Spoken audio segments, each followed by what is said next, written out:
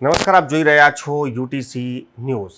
18મી લોકસભાનું પહેલું સંસદનું સત્ર આજથી શરૂ થઈ ગયું છે। વડાપ્રધાન નરેન્દ્ર મોદીએ સૌથી પહેલા શપથ લીધા છે અને ત્યારબાદ મંત્રીઓએ શપથ લીધા છે। સંસદના આ સત્રની પહેલા બંધારણની ચર્ચા પણ ખૂબ થઈ રહી છે। લોકસભાની ચૂંટણી 2024માં પક્ષ હોય કે વિપક્ષ હોય, બંધારણને લઈને ખૂબ જ પ્રચાર કર્યો હતો।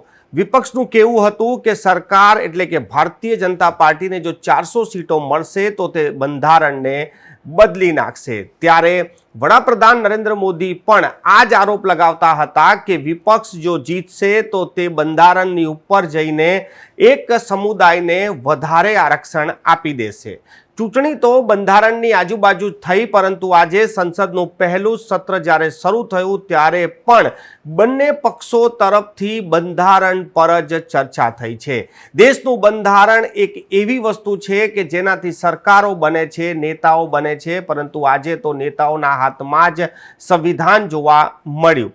વડાપ્રધાન નરેન્દ્ર મોદી સંસદના આ સત્રની શરૂઆતમાં પત્રકારો સાથે ચર્ચા કરતા તેમને પણ સંવિધાનને મજબૂતી કરવાની વાત કરી અને તેમને આજથી 50 વર્ષ પૂર્વે ઇન્દિરા ગાંધીએ જે દેશ પર આપાતકાલ લગાવ્યો હતો તેની યાદ પણ તાજા કરી અને તેમને જણાવ્યું કે આવતીકાલે એટલે કે 25 જૂન એ કાળો દિવસ છે જ્યારે આ દેશ પર આપાતકાલ લાગ્યો હતો અને સંવિધાનના લીલે લીરા ઉડાવી દેવામાં આવ્યા હતા।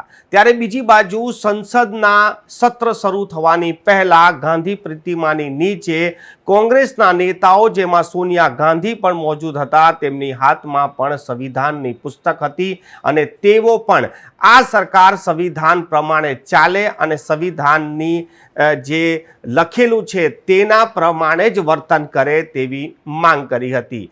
આજે જ્યારે સંસદ સત્ર શરૂ થયું ત્યારે ઉત્તર પ્રદેશમાં સૌથી મોટી પાર્ટી બનીને બહાર આવેલી સમાજવાદી પાર્ટીના તમામ સાંસદો પણ હાથમાં બંધારણની આ પુસ્તક લઈને પ્રવેશ કર્યો છે। એટલે કે ચૂંટણીની શરૂઆતમાં પ્રચારમાં જોઈએ ત્યાં પણ બંધારણ હતું અને હવે જ્યારે લોકસભાની ચૂંટણી પત્યા બાદ જે પરિણામ આવ્યા છે અને 18મી લોકસભાની આ પહેલું સત્ર મળ્યું છે ત્યારે પણ તમામ નેતાઓના મોઢા પર સંવિધાનની વાત છે। આ નેતાઓ માટે વાત સારી હોય કે ખરાબ હોય, પરંતુ આ દેશ માટે ખૂબ જ મહત્વની બાબત છે। દેશની જનતા માટે આ ખૂબ જ ગર્વની બાબત છે કે આજથી 75 વર્ષ પહેલા જ્યારે આ સંવિધાન બનાવવામાં આવ્યું હતું ત્યારે આજે પણ આ સંવિધાનની એટલી તાકાત છે કે કોઈ નેતા તેનાથી બાકાત નથી।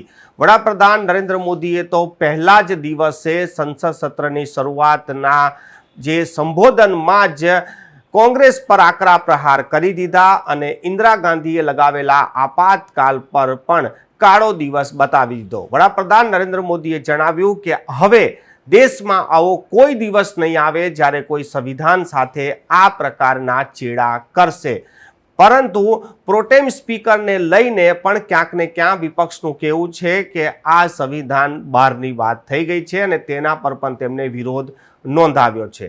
કાલે હવે સ્પીકરની ચૂંટણી થશે અને આ સ્પીકરની ચૂંટણીમાં સ્પીકર તો ભારતીય જનતા પાર્ટીનો જ હશે, પરંતુ જે વાઇસ સ્પીકર છે તે વિપક્ષનો બને તેવી માંગ હવે વિપક્ષ કરી રહ્યું છે।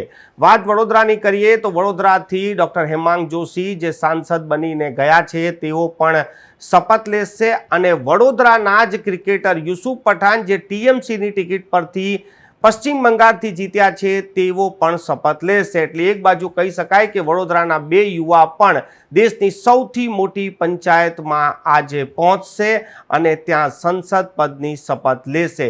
3 જુલાઈ સુધી આ સત્ર ચાલનારું છે, જેમાં 10 બેઠકો મળશે અને આ 10 બેઠકોમાં કયા કયા નિર્ણયો લેવાશે તે સૌથી મહત્વપૂર્ણ છે। પરંતુ આ વખતની આ લોકસભાની ચૂંટણી બાદ જે રીતેના પરિણામ આવ્યા છે તેનાથી એક વાત તો સ્પષ્ટ છે કે સરકારને મજબૂત વિપક્ષ જરૂર મળી ગયું છે। અત્યાર સુધીમાં આપણે ચર્ચા કરતા હતા કે દેશમાં એક મજબૂત સરકાર છે, પરંતુ હવે આપણે એવું પણ કહી શકીએ કે મજબૂત સરકારની સામે એક મજબૂત વિપક્ષ પણ છે। જોવાનું એ રહેશે કે આ મજબૂત વિપક્ષ અને મજબૂત સરકાર દેશના નાગરિકો માટે કેવા સારા મજબૂત નિર્ણય લે છે. આજે આ સત્રની શરૂઆત થઈ છે. આ સત્રમાં જે પણ કંઈ થશે અમે તમને આવી જ રીતે માહિતી પહોંચાડતા રહીશું. આજ માટે બસ આટલું જ.